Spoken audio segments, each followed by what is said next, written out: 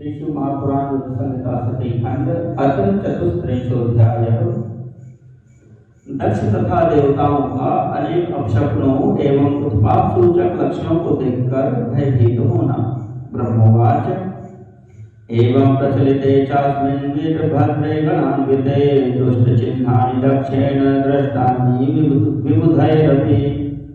ब्रह्मा जी बोले, इस प्रकार गणों सहित वीरभद्र के प्रस्थान करने पर दक्ष तथा देवताओं को अनेक प्रकार के अशुभ लक्षण दिखाई पड़ने लगे।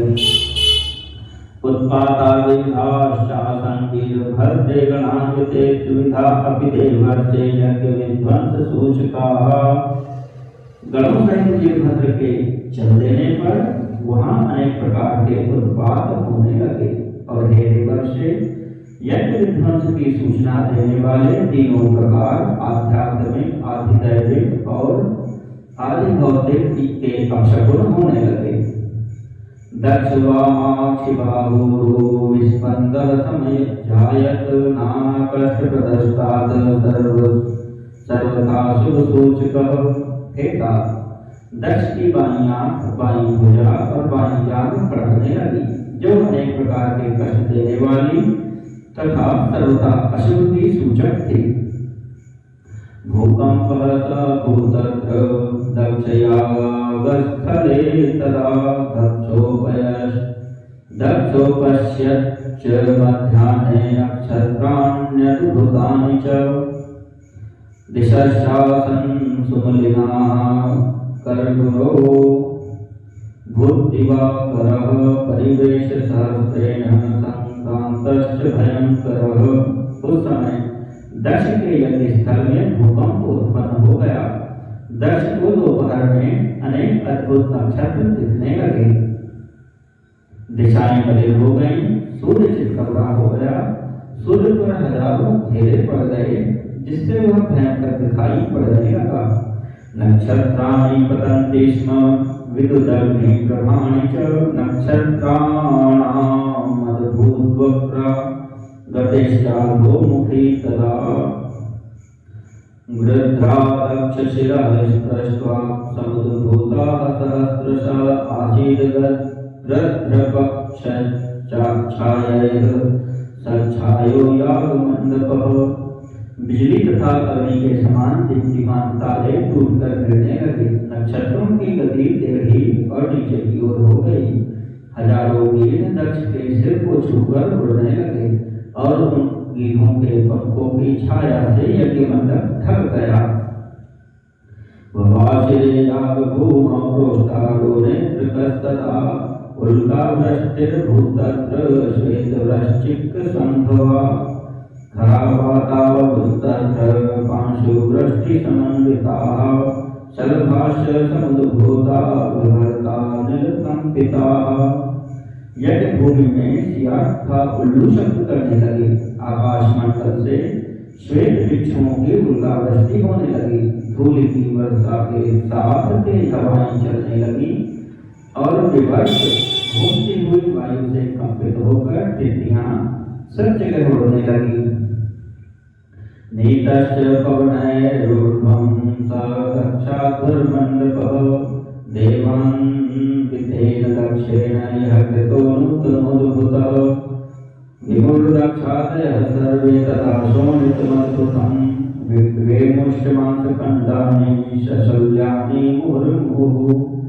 दक्ष ने देवताओं के साथ जिस नवीन तथा अद्भुत यज्ञ मंडप का निर्माण किया था, उसे वायु ने ऊपर की ओर उड़ा दिया। दक्ष आदि सभी लोग अद्भुत प्रकार से रक्त का वहन करने लगे और हड्डी से समन्वित मांसखंड बार बार उबलने लगे। सकम्पाश्च बभूवुस्ते दीपावत् हता इव दुःखिताश्चाभवन् सर्वे शस्त्रधारा हता इव। तदा निनादजातानि बाष्पवर्षाणि तत्क्षणे प्रातस्तुषारवर्षिणी पद्मानि वनान्तरे। वे सभी लोग वायु के झोंकों से जलते हुए दीपक के समान कांपने लगे और शस्त्रों से आहत हुए प्राणियों के समान दुखित हो गए। जिस प्रकार वन में प्रातः काल के समय कमल पुष्पों पर तुषार ओस की वर्षा हुई हो, उसी प्रकार शब्द करते हुए वाष्प की वर्षा होने लगी। दाक्षाध्यक्षेणी जातानि लकस्माद् विशद्दान्यपि नाशायं कमलाश्चैव कुमुदानीव संगवे। जिस प्रकार रात्रि में कमल तथा दिन में कुमुद बंद हो जाते हैं, उसी प्रकार दक्ष आदि की विशाल आंखें भी अचानक बंद हो गई। अस्रग वर्ष देवश्च तिमिरेणावृता दिशः दिक्ताभो भूत विशेषेण त्रासयन् सकलाञ्जनान्। आकाश से रक्त की वर्षा होने लगी, दिशाएं अंधकार से ढक गईं तथा सभी प्राणियों को मन संत्रस्त करता हुआ दिग्दाभ होने लगा। एवं विधान्य रिष्टानि तद्रक्षुर्विबुधादयः भयमापेत्यन्तं मुने विष्णुवादिकास्तदा। हे मुने, जब विष्णुवादी देवताओं ने इस प्रकार के उत्पात देखे तब वे अत्यंत भयभीत हो उठे। भुवि ते मूर्छिताः पेतुर्हाहाः स्मरितीरयन् सर्वस्थिरसंजाता नदी वेगहता इव। हाय, अब हम लोग मारे गए। इस प्रकार करते हुए वे मूर्छित होकर पृथ्वी पर इस प्रकार गिर पड़े जैसे नदी के वेग से किनारे पर वृक्ष गिर जाते हैं। पतित्वा ते स्थिता भूमौ क्रूराः सर्वाहता इव कन्दुका इव ते भूयः पतिताः पुनरुत्थिताः। ततस्ते तापसन्तप्तारूरुधः पुररी इव रोदनध्वनि संक्रांतो लुप्ति प्रत्युक्तिका इव। वे पृथ्वी पर इस प्रकार गिरकर अचेत हो जाते थे जैसे काटने के बाद विषय का सर्प अचेत हो जाता है, और कभी गेंद के समान पृथ्वी पर गिरकर पुनः उठ जाते थे। तदनंतर वे ताप से व्याकुल होकर कुररी पक्षी की भांति विलाप करते थे एवं उक्ति तथा प्रत्युक्ति का शब्द करते हुए रो रहे थे।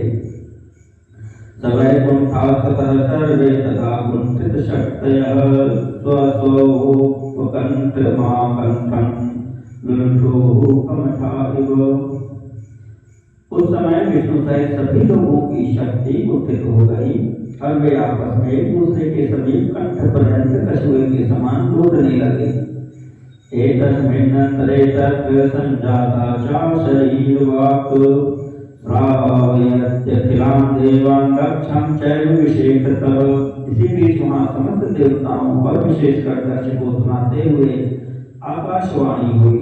आकाशवाणी वाच धीर्जन्म तव दक्षाद महामूढोऽपि पापधेहि भविष्यति महादुःखं निवार्य करोद्भवम्। आकाशवाणी बोली, हे दक्ष, तुम्हारे जन्म को धिक्कार है, तुम महामूढ़ और पापात्मा हो।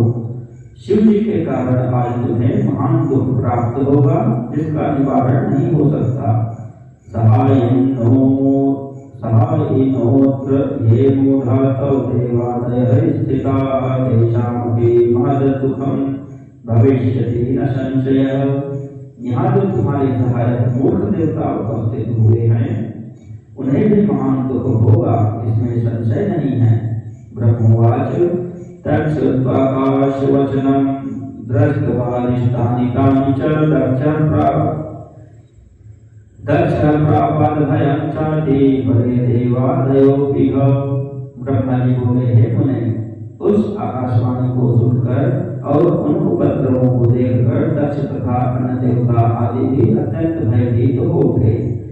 वे तुमानस्तदा दक्षो विकलश्चाति चेतसि अगच्छत् शरणं विष्णोः स्वप्रभोरिन्दिरापतेः।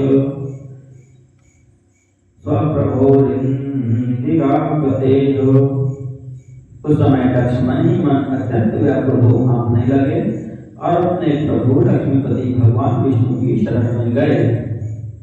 सुप्रणम्य भयाविष्टः संस्तूय च विचेतनः अवोचत देवदेवं तं विष्णु स्वजनवत्सलं।